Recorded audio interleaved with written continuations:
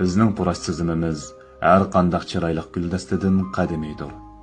Lekin guldasta bir esil madaniyat sifatida nazarga ilindi.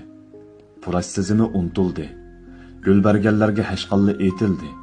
Purash tizimini kimning berganligi hech kimning esiga kelmadi. Kasallar xonasi gul bilan to'shqizildi.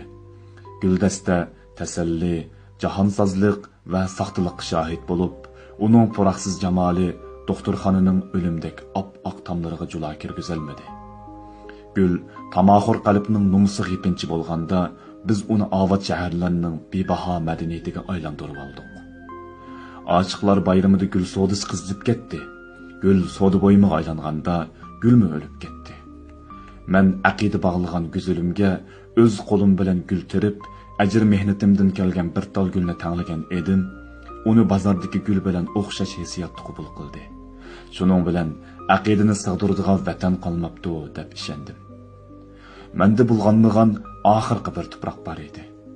Nurg'un odamlar zavod soliman deb da'vaylab turishibdi. Bu muhabbatni mahsulotlashtiradigan zavodqo deyman.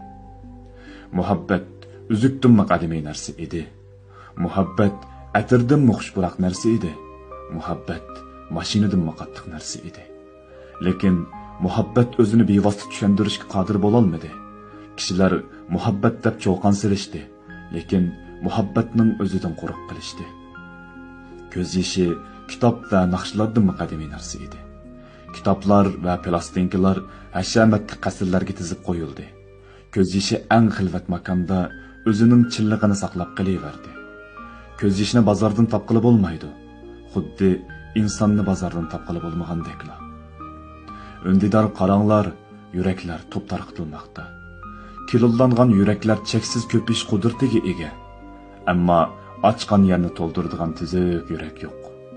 Odamlarning bir-biriga berayotgani ko'piya. Rastlarda, avtobuslarda kishilarning qo'lida telefon. Öndidarlarda yurak va guldastalar jilva qiladi. Ko'zlar ekranda, bolalar imtihonda. Mana bu uchur davridagi insonlarning ibodati. Uchar ikrallardan ikrallarga ulug' so'zlar. Lekin ulug'liqning o'zini ko'radigan ko'zlar xiralashgan. Ulug'liq dekabrdagi op-oq qorlardek ayol o'tmayli qordab ketadi.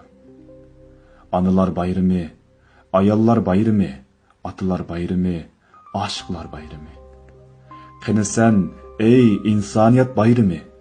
Qanisan ey tavba bayrami. Qanisan ey she'riyat bayrami.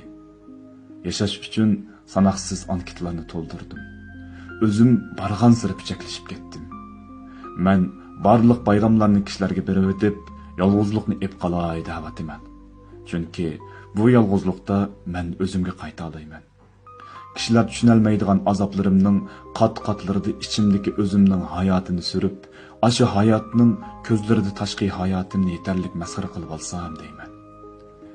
Kel ey dilbar, ikkimiz tushuniksiz qolgan tanholiqimni ko'rishayli. Dal shu yerda sen men sen. Tevishlarimni kutib turgan alabo'yin mushukimning yumron mo'ylarini silasam, saxtaliqlarni unutiltira oladi. Kon yil tugab, yangi yil kirish oldida o'limga qarab ketayotganligimni mushundaq kunlarda ro'shan his qilaman. O'lim rad qilg'il bo'lmaydigan sovuqchilik. Menda hech nima bo'lgani yo'q. Ideyam yanada burunqi ideya. Balkim yangi yil kelsimi 14-qavatdagi uyimdan lift orqali tushaman. Yanada aeroplan degan vaqtda qo'zg'ala olmaydi. Yanada soqolning hurmatiga ortiq qizoyib, qondagi may tarkibim o'rlab ketadi. Vaqtlarim murosimlarning shulgaylarida g'oyib bo'lib ketadi. Yanada hamma yerda o'zimni izohlab yashayman. Mushqullarni yezib biroz turib oldim. Esimga Virginia Woolfning Mayoqqa birish degan mavzusi kelib oldi. Hayot ma'no izlash safari. Ash safarning adoq faslida mayoq, ma'no va o'lim degan narsalar giralishib ketgan edi. Men mushlarni o'ylayotganda Virginia Woolf op-oq sochlarimni qalam tutgan qo'llari bilan silab qo'yib, munolarni dedi. Hayotning ma'nosi nima? U nihoyat oddiy bo'lib, u yillarning o'tishi bilan sana yiqilayotgan masala. Shuncha yillar o'tdi, vahiy ko'rilmadi. Balkim bu vahiy mangu yuz bermasligi mumkin. Uning o'rnida ko'rilayotgani kichikkina mo'jiza, kichikkina rag'bat.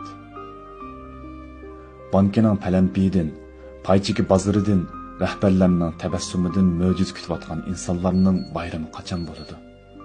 Bularni ularning o'zi biladi. Sahar uyg'ondim. Menga bir kunlik yangi hayot sovg'a qilindi. Men bu kunda zarrang oftoblarni, egiz, sirliq osmonni, o'zim so'ygan narsalarim va odamlarimni ko'ra oldim. Tashdaqdagi gullarning nozik yo'pirmoqiga mangzimni tekkizib g'idiqlay oldim. Mana bu mening bayramim, mana bu mening mo'jizam, mana bu mening yashayolmagan yana bir hayotimning xotirasi.